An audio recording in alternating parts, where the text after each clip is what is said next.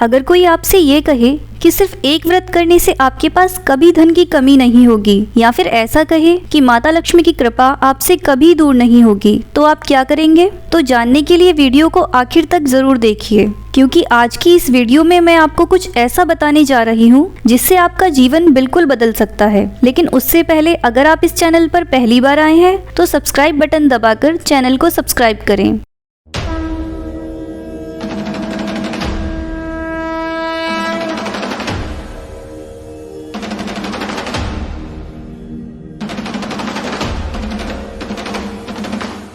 एक हफ्ते में 7 दिन होते हैं और हिंदू धर्म की माने तो हर दिन किसी न किसी भगवान को समर्पित होता है। इसी तरह बृहस्पतिवार एक ऐसा दिन है जिस दिन कुछ उपाय और व्रत करने से आपको बहुत सारे लाभ मिल सकते हैं और लक्ष्मी नारायण की कृपा आप पर बरस सकती है।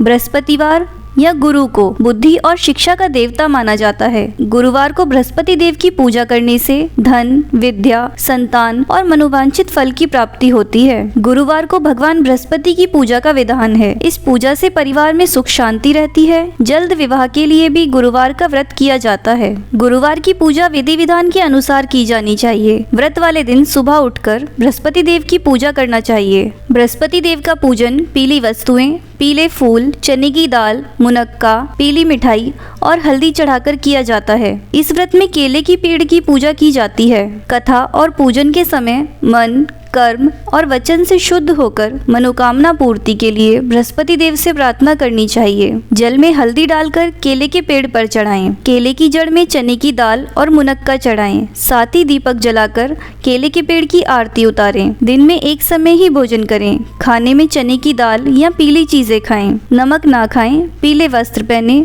पूजन के बाद भगवान बृहस्पति की कथा सुननी चाहिए। गुरुवार व्रत की कथा प्राचीन काल की बात है। किसी राज्य में एक बड़ा प्रतापी और दानी राजा राज करता था। वह प्रत्येक बृहस्पतिवार को व्रत रखता और भूखे और गरीबों को दान देकर पुण्य प्राप्त करता था। लेकिन उसकी रानी को ये बात अच्छी नहीं लगती थी। वो ना तो व्रत करती, ना ही किसी को एक भी पैसा दान में देती और राजा को भी दान करने से रोकती थी। एक समय की बात है, राजा शिकार खेलने के लिए वन को चले गए। घर पर रानी और दासी ही थे। उसी समय बृहस्पति देव साधु का रूप धारण करके राजा के दरवाजे पर भिक्षा मांगने आए। साधु ने जब रानी से भिक्षा मांगी तो वह कहने लगी, हे साधु महाराज, मैं इस दान और पुण्य से तंग आ गई हूँ। आप कोई ऐसा उपाय बताएं जिससे ये सारा धन नष्ट हो जाए और मैं आराम से रह सकूं। बृहस्पति देव ने कहा, हे देवी, तुम बड़ी विचित्र हो। संतान और धन से कौन दुखी होता है? अगर धन अधिक है तो इसे शुभ कार्यों में लगाओ। कुंवारी कन्याओं का विवाह कराओ। विद्यालय और बागों का निर्माण कराओ, जिससे तुम्हारे दोनों लोग सुधरें। पर साधु की इन बातों से रानी को कोई खुशी नहीं हुई। उसने कहा, मुझे ऐसे धन की आवश्यकता नहीं है जिसे दान करती फिरूं और जिसे संभालने में मेरा सारा समय नष्ट हो जाए। तब साधु ने कहा, यदि तुम्हारी ऐसी इच्छा है तो जैसा मैं कहता हूँ वैसा ही तुम करना।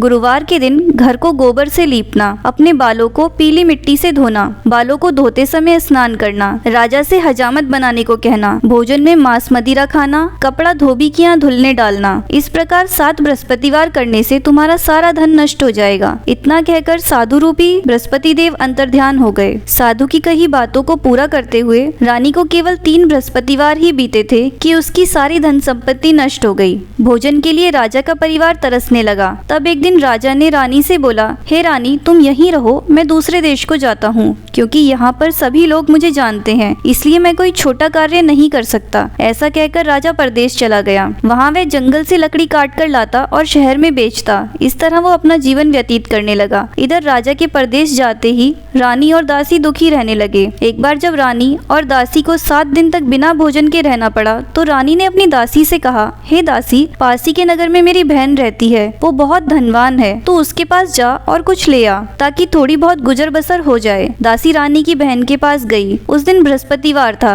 रानी की बहन उस समय बृहस्पतिवार व्रत की कथा सुन रही थी। दासी ने रानी की बहन को अपनी रानी का संदेश दिया, लेकिन रानी की बड़ी बहन ने कोई उत्तर नहीं दिया। जब दासी ने रानी की बहन से कोई उत्तर नहीं पाया तो वो बहुत दुखी हुई और उसे क्रोध भी आया। दासी ने वापस आकर रानी को सारी बात बता दी। सुनकर रानी ने अपने भाग्य को कोसा। उधर रानी की बहन ने सोचा, मेरी बहन की दासी आई थी पर मैं उससे कुछ नहीं बोली, इससे वो बहुत दुखी हुई होगी। कथा सुनकर पूजन समाप्त करके वो अपनी बहन के घर आई और कहने लगी, हे बहन, मैं बृहस्पतिवार व्रत की कथा सुन रही थी। तुम्हारी दासी मेरे घर आई, पर जब तक कथा होती है तब तक ना तो उठते हैं ना ही बोलते हैं, इसलिए मैं नहीं बोली। कहो दासी क्यों गई थी? रानी बोली, बहन तुमसे क्या छुपाऊं, हमारे घर में खाने तक को अनाज नहीं है। ऐसा कहते कहते रानी की आंखें भर आईं। उसने पिछले 7 दिनों से भूखे रहने की बात तक अपनी बहन को विस्तार पूर्वक सुना दी। रानी की बहन बोली, देखो बहन, भगवान बृहस्पति देव सभी की मनोकामना पूरी करते हैं। देखो शायद तुम्हारे घर में अनाज रखा हो। पहले तो रानी को विश्वास नहीं हुआ, पर बहन के बार बार कहने पर उसने अपनी दासी को अंदर भेजा तो वहाँ सचमुच अनाज से भरा हुआ एक घड़ा मिला। ये देखकर दासी को बड़ी हैरानी हुई। दासी रानी से कहने लगी, हे रानी, जब हमको भोजन नहीं मिलता तब हम व्रत ही तो करते हैं, इसलिए क्यों ना इनसे व्रत की कथा और विधि पूछ ली जाए ताकि हम भी व्रत कर सकें। तब रानी ने अपनी बहन से बृहस्पतिवार व्रत के बारे में पूछा। उसकी बहन ने बताया, बृहस्पतिवार के व्रत में चने की दाल और मुनक्का से भगवान विष्णु का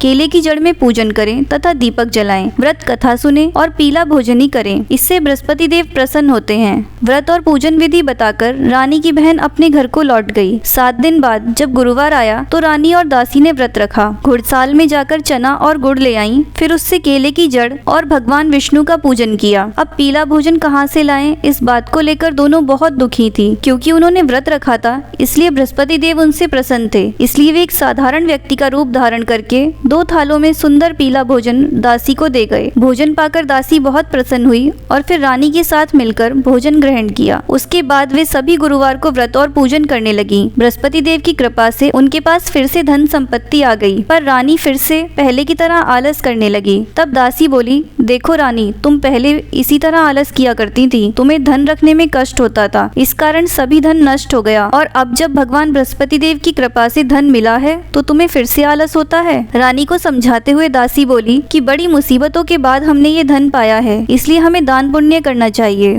भूखे मनुष्यों को भोजन कराना चाहिए और धन को शुभ कार्यों में खर्च करना चाहिए, जिससे तुम्हारे कुल का यश बढ़ेगा, स्वर्ग की प्राप्ति होगी और पितृ प्रसन्न होंगे। दासी की बात मानकर रानी अपना धन शुभ कार्यों में खर्च करने लगी, जिससे पूरे नगर में उसका यश फैल गया।